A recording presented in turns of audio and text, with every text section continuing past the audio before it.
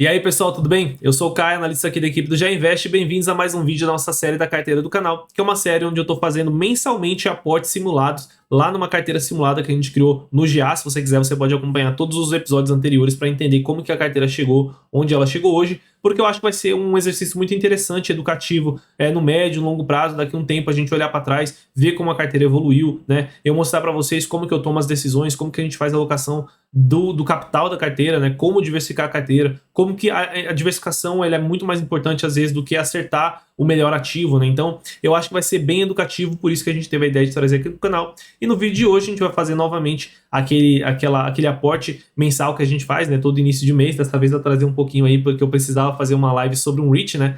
Vocês sabem que as regras aqui são que os ativos que entram nessa carteira precisam ter passado aqui no GA de alguma forma, né? Alguma análise, alguma live, eles precisam ter passado aqui antes e eles precisam ter uma boa nota, né? Então a gente está fazendo uma compra aqui com base nas notas, né?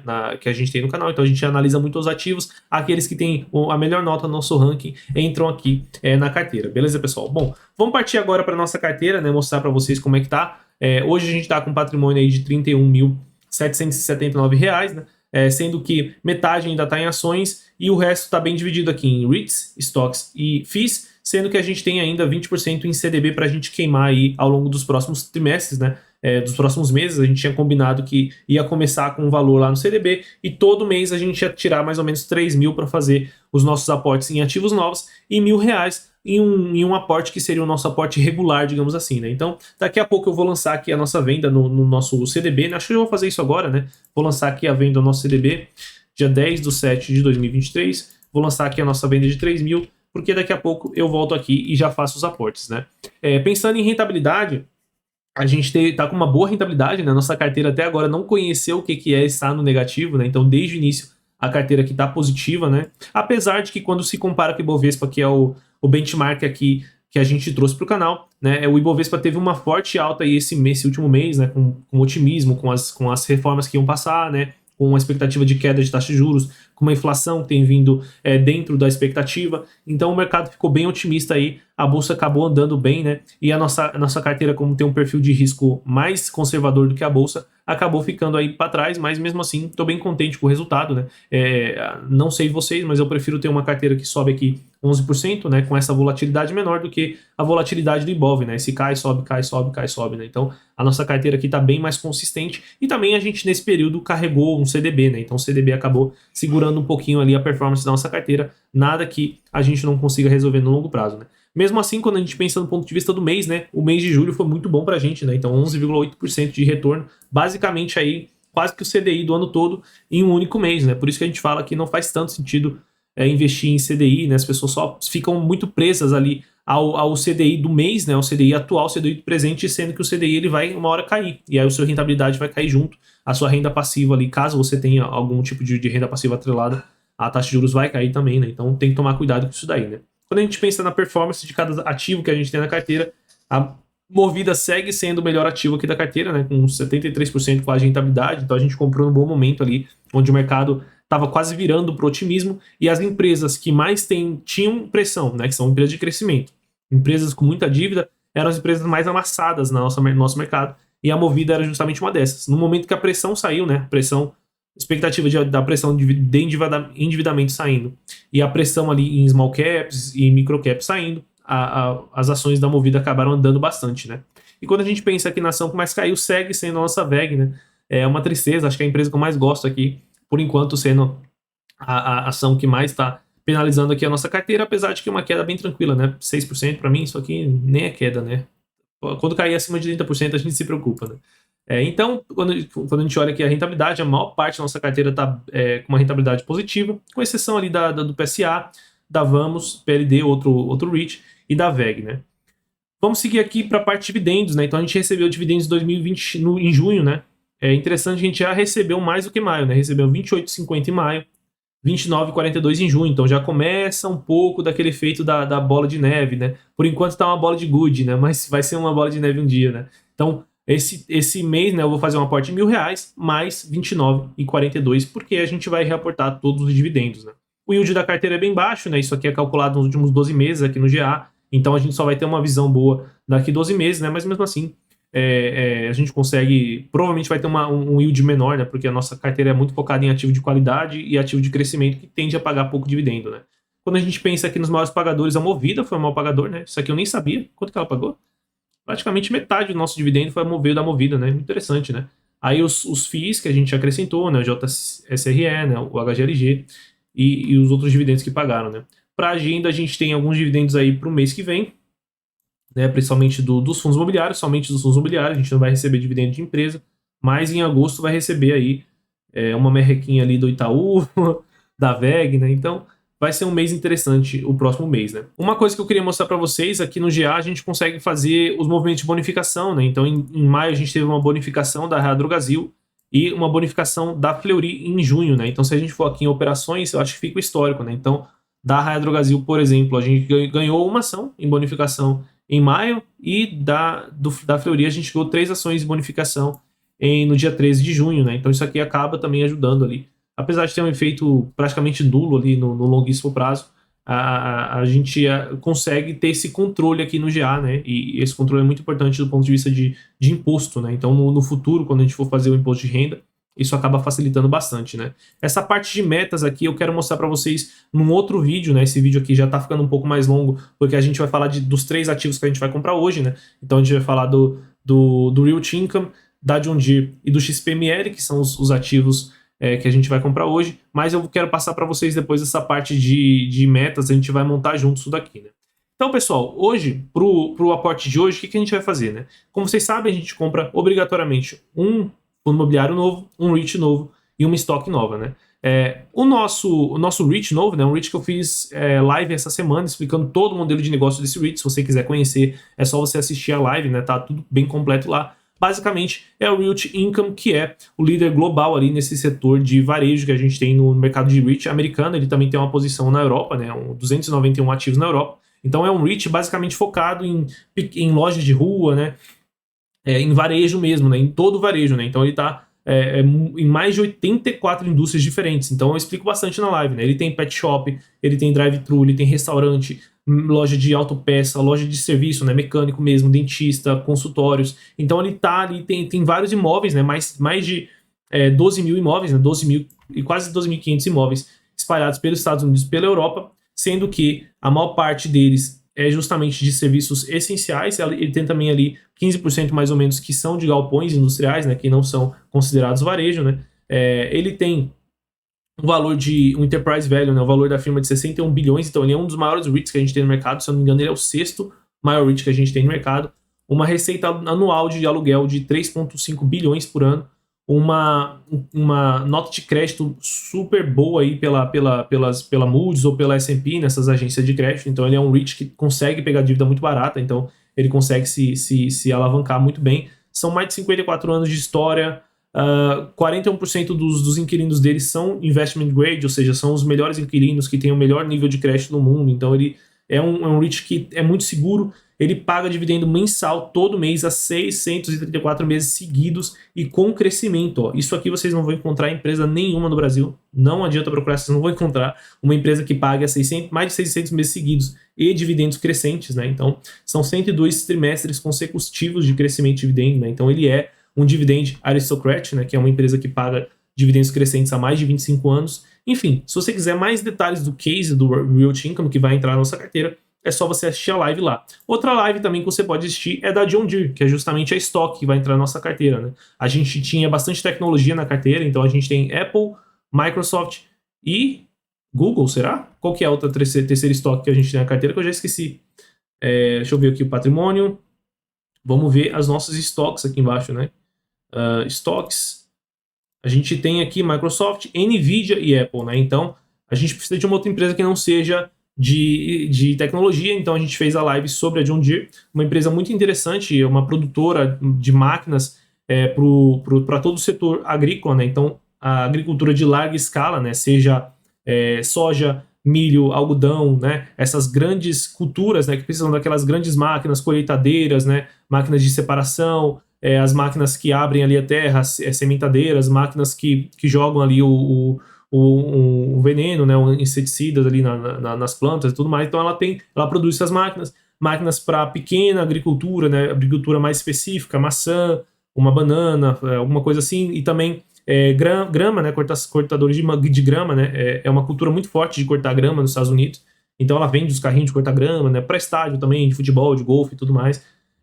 Então tem aqui agricultura pequena e grama, né. Também tem um pouquinho ali de construção, então eles fizeram uma aquisição e entraram nesse segmento de construção, que ele é muito mais dominado pela Caterpillar, né, mas a John Deere tem aqui também, né, então tem construção, de construção civil mesmo, construção de estrada, tem a parte de florestamento, então derrubar árvore, transporte e tal, máquinas que derrubam árvore, transportam árvore, e tem também a parte de produtos financeiros, então todas essas vendas aqui, quase toda essa venda que a John Deere faz, né, 52 bilhões de dólares que ela vendeu em 2022, a maior parte ela financia, ela mesma financia os clientes, ela faz empréstimos para os clientes, recebe 99,9% ela recebe, então uma inadimplência baixíssima, então ela recebe esse valor com uma taxinha ali em cima e ganha um pouquinho, né? Ganha uma receita financeira ali em cima, como são contratos de curto prazo, não são dívidas de longuíssimo prazo, ela acaba não ganhando tanto quanto um banco brasileiro ganharia, mas acaba fazendo parte de todo o ecossistema de serviço dela, né? Se você quiser conhecer mais sobre a John Deere, né, você pode também assistir a live lá, né? Mas são essas máquinas gigantescas que a gente vê no campo mesmo, né? Fazendo ali a colheita a colheita mesmo, né? A colheita das agriculturas, né? Então é uma empresa bem interessante, uma empresa bem tecnológica, vai entrar na nossa carteira. E o fundo imobiliário que vai entrar na nossa carteira é o XPML, que é um fundo de shoppings, né? Então, para vocês conhecerem um pouco melhor, eu pedi ajuda do Lucas Codebella, que é o nosso analista aqui, que ele tem um foco também nessa parte de fundo imobiliário, para ele poder ajudar a explicar para a gente o case de XPML. Então, eu vou colocar um vídeo dele aqui e já volto para a gente falar um pouco mais sobre a carteira. Fala pessoal, Lucas Codebella da equipe do GE Invest, e hoje eu vim trazer para vocês aqui a escolha de um novo ativo para nossa carteira do canal, né? Então, a gente tem hoje aqui na carteira do canal 3 fundos imobiliários, tá? Um fundo imobiliário de logística, que é o HGLG11, um fundo imobiliário de lajes corporativas, que é o JSR11, e o VRTA11, que foi o fundo que nós escolhemos no último vídeo do canal, que é um fundo aqui da parte de recebíveis, tá? Então, para complementar aqui a parte de setores aqui, né, da nossa carteira de fundos imobiliários, eu resolvi escolher um fundo de shopping center, tá? Então esses são os 4 principais setores aí de fundos imobiliários, e um fundo de shopping center ele vem complementar bem aqui a nossa carteira. Bom, primeiro por que é interessante a gente ter um fundo imobiliário de shopping center na carteira? É um setor que você não consegue acessar diretamente, pelo menos não de maneira fácil, precisa ter um volume financeiro muito grande para você construir um shopping center, por exemplo. Mas aqui, com os fundos imobiliários, com cotas aí a partir de 100, 150, 200 reais, você consegue ter a participação aí numa fração de um shopping center, né, localizado aí em ótimas regiões do país e com acesso aí aos melhores inquilinos, digamos assim, grandes redes, né, que você consegue ter ali dentro desse shopping center. Falando um pouquinho aqui do mercado de shopping center, eu peguei aqui alguns dados da Associação Brasileira, né, de Shopping Centers, a Abrace, que mostra um pouquinho aqui a magnitude desse setor. Então hoje a gente tem 628 shoppings no Brasil, sendo 15 a inaugurar em 2023. Área bruta locável 17,7 milhões, faturamento 192 bilhões, número de empregos gerados mais de 1 milhão, 443 milhões de visitantes por mês, total de lojas, quase 116 mil lojas aqui espalhadas pelo Brasil, mais de 3 mil salas de cinema e mais de 1 milhão de vagas para carros, tá? Eu peguei aqui alguns dados do mercado de shopping center no Brasil, então um relatório publicado aqui pela Red, tá? Do HGBS11, nós vamos falar um pouquinho dele depois, mas então o que a gente pode perceber aqui, né?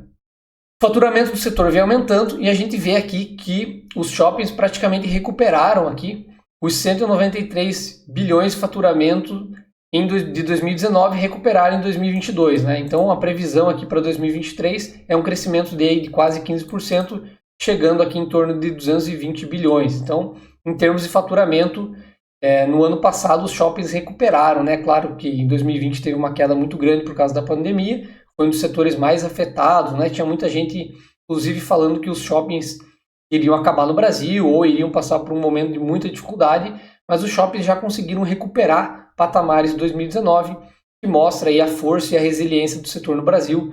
É um segmento que o brasileiro gosta muito, né? Não apenas para fazer compras, mas para entretenimento, passear, tem toda aquela sensação de segurança, toda a parte de serviços de um shopping. Então, o shopping ele está muito no gosto dos brasileiros, né?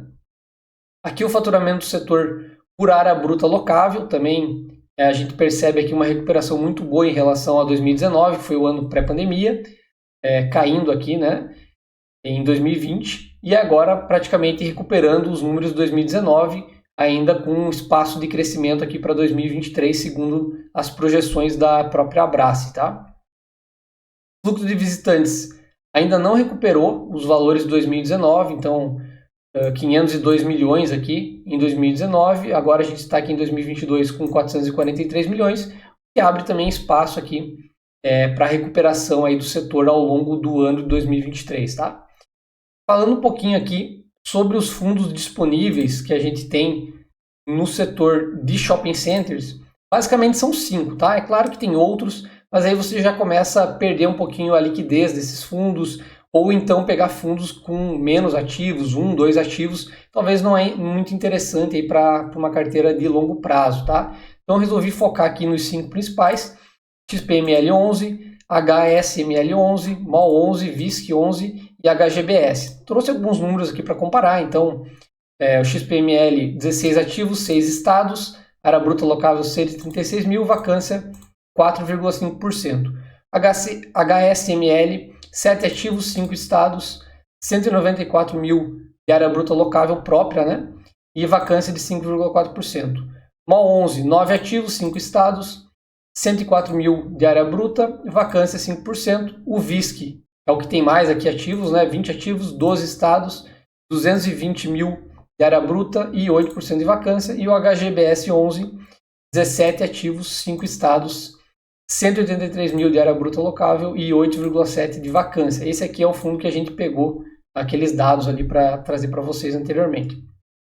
E o fundo que eu optei aqui para a gente colocar na carteira, pode ver que são todos fundos muito bons, com boa diversificação, né? Mas o fundo que eu optei aqui para vocês foi justamente o XPML11, tá? Eu não vou passar para vocês aqui todas as informações do fundo, né? A ideia é que aqui seja um vídeo mais rápido, mas a gente percebe aqui que é um fundo que vem evoluindo bem, aí se recuperando bem, né, nos últimos anos. Então, em 2022, ele teve um aumento aqui na venda das mesmas lojas de mais 23%. O aluguel para as mesmas lojas, um aumento aqui de 21%, quase 22%. O NOI, que é aqui o lucro operacional líquido por metro quadrado, aumentou 101%, as vendas por metro quadrado também aumentaram aqui 15%, o fluxo de veículos 46%, tá? É um fundo bem interessante. Aqui tem a parte de evolução da vacância, então ele sempre está trabalhando com vacância aqui baixa, inferior a 5%, tá? E aqui a diversificação regional dele, então 64% no Sudeste, 11% no Norte, 25% no Nordeste, e a diversificação por administradores também, né? JHSF 35%, Aliança Sonai 29%, Ancar 16%, enfim, toda a diversificação aqui do fundo. E o portfólio aqui do fundo, então ele tem vários imóveis aqui em São Paulo, Guarulhos, Campinas, também no Rio de Janeiro, Minas Gerais, Rio Grande do Norte, Bahia, Amazonas. É um fundo realmente bem diversificado, um pouquinho, né, da qualidade dos ativos, ele também tem ativos muito bons, tá? Então, esse é o motivo que a gente escolheu aqui para vocês o XPML11, tá? Outro número que eu acho interessante de mostrar para vocês aqui é a evolução de provento. Então, esse é um fundo que ele sofreu bastante aqui na pandemia, mas ele já recuperou e já ultrapassou aqui o que ele distribuía em 2019 e ainda tem aí alguns reajustes para fazer por inflação e tudo mais. É um fundo que vem fazendo um ótimo trabalho aí nos últimos anos. Beleza, pessoal? Então, era isso que eu queria trazer para vocês. Espero que vocês tenham gostado do vídeo. Então, a gente escolheu aqui para a nossa carteira do GA o XPML11. Então, o Caio vai adicionar aí nos próximos aportes esse fundo para a gente continuar acompanhando aqui a rentabilidade dele, a distribuição de proventos na carteira. Beleza, pessoal? Muito obrigado e até a próxima. Valeu! Bom, enquanto vocês estavam assistindo o vídeo aí do Lucas Codebelli explicando sobre o XPML, né, eu já estava lançando aqui as compras de hoje, então R$1.000 aqui do XPML, R$1.000 do Realty Income, que é o nosso REIT de hoje, R$ 1.000 da John Deere, que é nosso estoque de hoje, e os outros R$ 1.000 que são do aporte mensal, né, eu dividi aqui entre o Prologis e o HGLG, né, o Prologis que é um REIT que tem, que não performou tanto aí na nossa carteira, então ele está um pouco mais para trás do nosso percentual que a gente estimou, e o HGLG aí para dar uma melhorada nos nossos dividendos daqui para frente, né, além de ser um ativo que não subiu tanto e tem muita qualidade, né.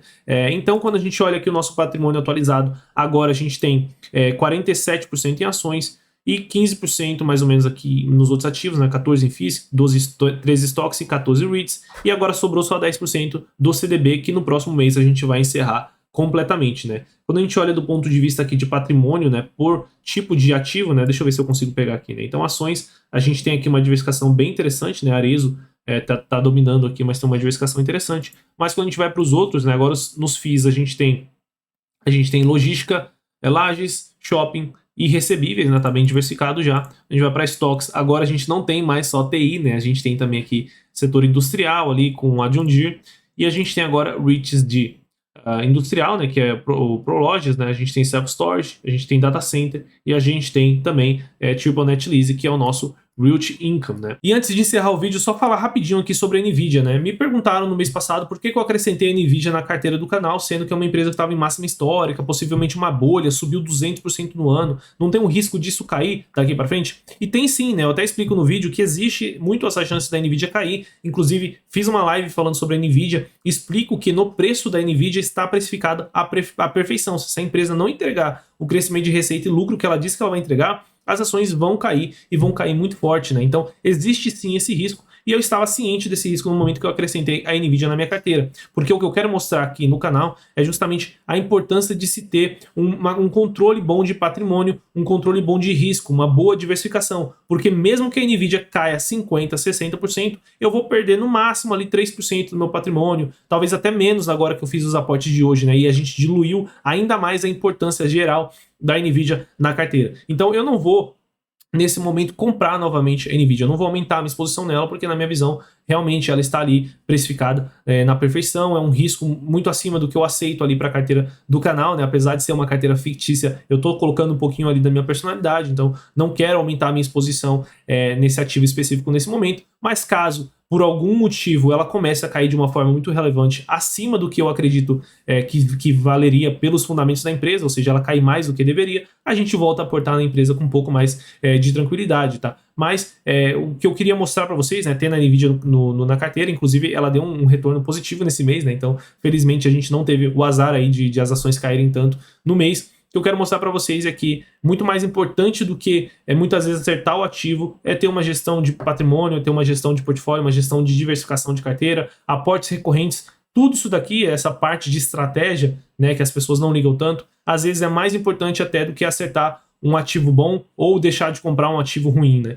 Então, se você fizer uma boa gestão de patrimônio a longo prazo, você pode sim ter um bom resultado, mesmo tendo ativos aí medianos, um pouco acima da média. Lógico, se você tiver um ativo ótimo, né? Se você tiver acertado uma Apple nos anos 2000, ela vai ser melhor do que qualquer gestão de patrimônio, né? Mas, com certeza, a gestão de risco ajuda bastante. Beleza, pessoal? Se vocês gostaram do vídeo, não esqueçam de se inscrever no canal para não perder os nossos próximos conteúdos da carteira do canal e também as lives e conteúdos que a gente faz justamente das empresas que estão na carteira do canal. Então, se você quiser entender sobre PetroRio, a VEG, Realty Income, Prologis, todas as empresas que estão na nossa carteira do canal, tem conteúdo de todas elas aqui no canal. É só você fuçar aí que você vai encontrar bastante coisa. Beleza, pessoal? Lembrando que não é recomendação. As nossas carteiras são muito diferentes daqui da carteira do canal. Se você quiser conhecer as nossas carteiras, é só você escanear esse QR Code que está aqui em cima ou clicar no primeiro link que está na descrição desse vídeo, que você vai direto para o site que explica para você tudo sobre o que é ser um assinante GA Pro. Beleza? Bom, bons investimentos, um abraço e até o próximo vídeo.